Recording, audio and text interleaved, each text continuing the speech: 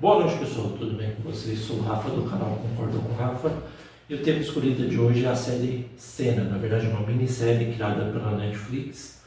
Tem uma nota muito boa no IMDb, tem uma nota 8.6 de 10 no IMDb, que é uma ótima nota. Ela tem 6 episódios e estreou a semana passada. Vou falar da série agora, pessoal, depois do que eu gostei, e minha nota final, tá? Então vamos lá. Conta a história do Ayrton Senna, de apelido de Beco, mostrando ele correndo pela primeira vez no kart, no Estoril, que roubaram o título dele já, o grande balestre, que era da FIA, né? Federação Internacional de Automobilismo.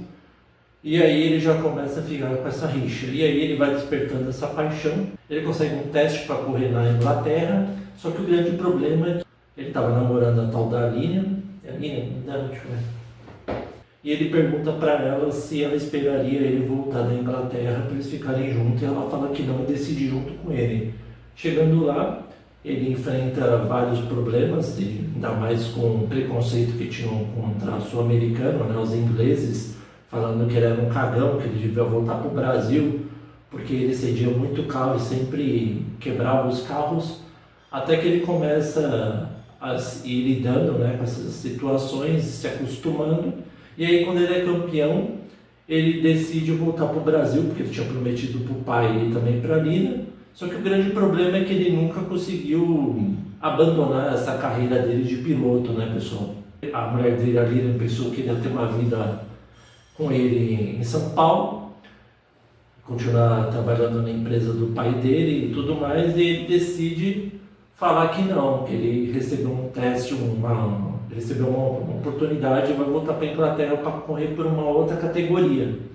Aí ele chega lá, a mulher dele já não permite isso, ele vai por conta própria, vai morando sozinho na Inglaterra e vai se tornando um grande piloto, mostrando o grande valor que ele tinha, né, pela Fórmula 3, Fórmula 2000, e aí finalmente ele consegue ser convidado para correr pela Fórmula 1, só que o grande problema é que queriam ele como piloto de testes, pessoal, não queriam ele como piloto principal. Apenas uma companhia, uma empresa, né, de automobilismo ofereceu uma vaga, a tal da Toleman. Só que a Toleman não tinha um motor muito bom para a época. E mesmo assim, o Senna conversa com o pai dele, ainda mais que a Lina decide se divorciar dele. E ele decide aceitar essa oportunidade, mesmo sendo pequena, mesmo ele não conseguindo alcançar a vitória que ele sempre almejou. Ele decide correr pela Toleman. Quando chega lá, ele vê que o carro é muito ruim, mas consegue pontuar em algumas edições. Até que ele vai para Mônaco, onde que ele conhece o Galvão Bueno, que eles se tornam grandes amigos depois, e ele começa a ser mostrado, né, o verdadeiro valor. Ele é apresentado por Niki Lauda, e aí vem o outro cara e tira o papel na cara dele, que é o tal do James Hunt, que é um grande rival do Niki Lauda, e se tornou comentarista e narrador de Fórmula 1, ele se aposentou, em britânico, né? E você vai vendo como que os britânicos nunca gostaram do Ayrton Senna, né, no começo. E aí depois ele consegue ficar com uma duquesa lá, e a duquesa fala que para ele se mostrar em Mônaco, ele tem que se mostrar um grande rei. E aquilo fica na cabeça dele, e ele começa a chover, né, aquela pista de Mônaco que é toda apertada, estreita, qualquer um que tenta ultrapassar ela bate, facilmente tem acidente. E aquele verdadeiro, quem começa sempre ganha. Começa na pole, sempre ganha a maioria das vezes. Só que o grande problema é que começa a chover, e aí vai se destacando, mesmo com um carro muito ruim, o grande Ayrton Senna, pessoal. Ele vai ultrapassando todo mundo, ele ultrapassa até Niki Lauda. Só que o grande problema é que tem um queridinho da Fórmula 1 chamado Alain Prost, todo mundo conhece, que ele é um francês, que sempre foi adorado pelo Balestre, que é o outro francês. E aí, quando Ayrton Senna estava alguns segundos prestes a chegar a vencer pela primeira vez, mesmo com um carro horrível, o que acontece? O Alain Prost pede para encerrar a prova. O Balestre vai lá falar com os dirigentes e encerra a prova bem quando que o Senna estava perto do Prost. Ele fica revoltado porque ele ficou em segundo, mas mesmo assim ele vai se mostrando grande valor.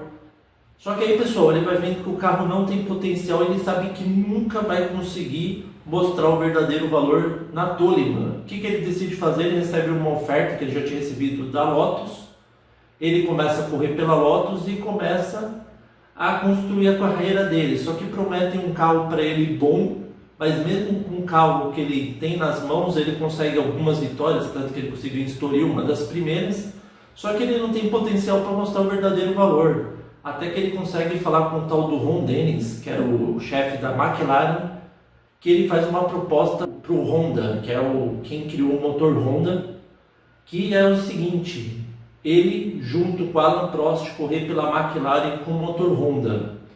Eles aceitam, começa a correr em 89, 90 e 91, começa a correr em 89 com esse carro. O Senna consegue o primeiro título com a McLaren, só que o grande problema é que o Alan Prost ele é uma estrelinha, ele quer sempre se mostrar melhor e ele sempre foi paparicado pelo Balestre.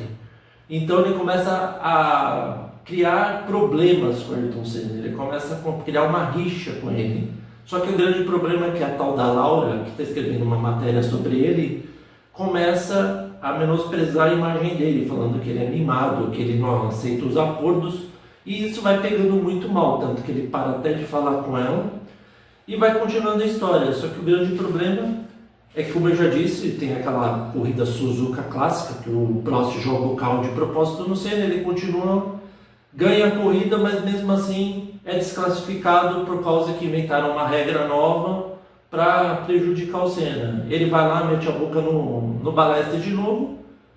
E aí o Balestre fala: você só vai correr na próxima temporada se você pedir desculpas. Você acha que o Ayrton Senna ia pedir desculpas se ele tinha razão? Lógico que não. E aí o Ron Dennis fica esperando o pedido de desculpa. Na última hora ele manda uma carta e não estava pedindo desculpa. Mesmo assim ele decide colocar o Berger e o Ayrton Senna. E aí ele dá pro Balestre, o Balestre é de uma cara de bravo pra caramba, amassa o papel e fala: tá, Ayrton Senna e Gerhard Berger vai ser os pilotos dessa nova etapa. E aí ele vai competindo com Alan Prost, que agora está na Ferrari. Os dois competem pra caramba e o Senna consegue levar melhor na última corrida, fazendo a mesma coisa que o Alan Prost. Ele joga o carro em cima do Prost na mesma corrida de Suzuka. Olha que ironia do destino, pessoal. E aí o Senna já é bicampeão e aí ele vai continuando correndo pela McLaren. Ele corre de novo pela McLaren, ele ganha mais um ano com a McLaren, onde ele é tricampeão. Aí o grande problema, pessoal, que conforme a vida dele vai passando, ele vai vendo que o carro dele não é suficiente para ganhar da Williams, onde foi o Alan Prost e o Enrico Mansell em 92 e 93 e começaram a dominar a competição. Tanto que o carro do Senna não tinha condições nenhuma de ganhar, ganhava porque ele era um ótimo piloto e um gênio das pistas, que ele decorava, mostrava e tudo mais. E aí ele consegue receber a oferta maldita, na minha opinião, da Frank Williams, porque ele foi em 94 para lá e todo mundo já sabe o que aconteceu. Na terceira corrida, quando ele estava muito pressionado, ele foi correr em Imola, que já tinha tido um acidente no dia anterior do acidente do Rubens Barrichello, depois do austríaco, que sofreu um acidente grave e quase morreu, Ratzenberger. E por último, a morte do Ayrton Senna, né, que mostra ele batendo. Para muitos ele já tinha morrido na própria corrida. Ele mostra também a relação dele com o Alan Prost, ele pedindo desculpa para ele se dando bem antes da morte dele, que é uma das coisas que realmente aconteceu.